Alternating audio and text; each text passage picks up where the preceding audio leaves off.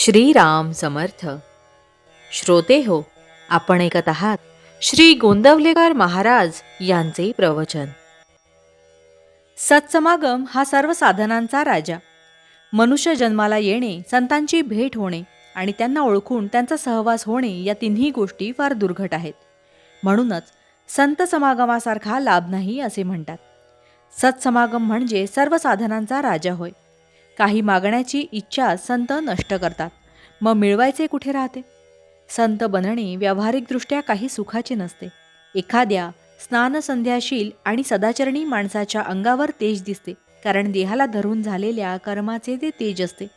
पण एखाद्या सत्पुरुषाच्या देहावर बाहेर तसे तेज दिसणारही नाही.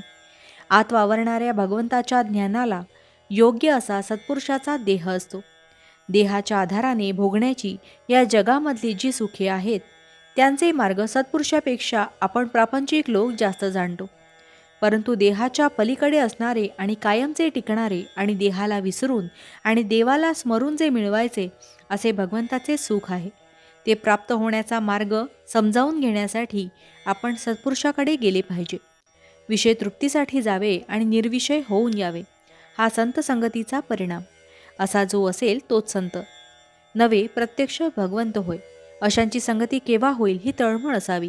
संत आपल्याला सत्यस्वरूपाची ओळख करून देतात. सत्पुरुषाने आखून दिलेल्या मार्गाने काया वाचा मनाने जे कर्म केले जाते ते पौरुषच होय.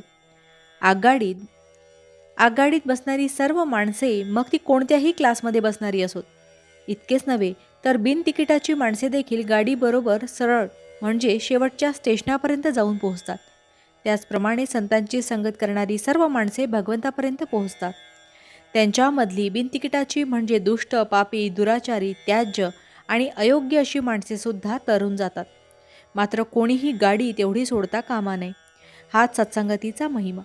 परमार्थ साधण्यासाठी सत्संगती फार उपयोगी पडते.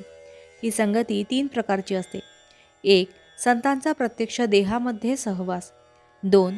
संतांनी सांगितलेल्या मंत्राचा सहवास. आणि 3. संतांच्या विचारांची संगत. संगतीचा परिणाम न कळत होतो, म्हणून सत्संगती धरावी. आपण ज्याकरिता जन्माला आलो ते कारण फक्त संतच उमगले, म्हणून त्यांना शरण जावे. संत स्वतः समाधान मिळवून ते दुसऱ्याला देतात, हे त्यांचे आपल्यावर केवढे उपकार आहेत.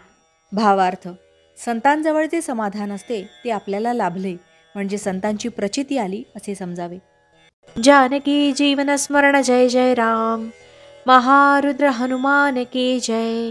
समर्थ रामदास स्वामी महाराज की जय. सब संतन की जय. श्री अनंत कोटि ब्रह्मांड नायक राजाधिराज सच्चिदानंद सद्गुरु श्री ब्रह्म चैतन्य महाराज की जय. जय जय रघुवीर समर्थ. आता आपण 13 वेळा नामस्मरण करूया. श्रीराम जय राम जय जय राम.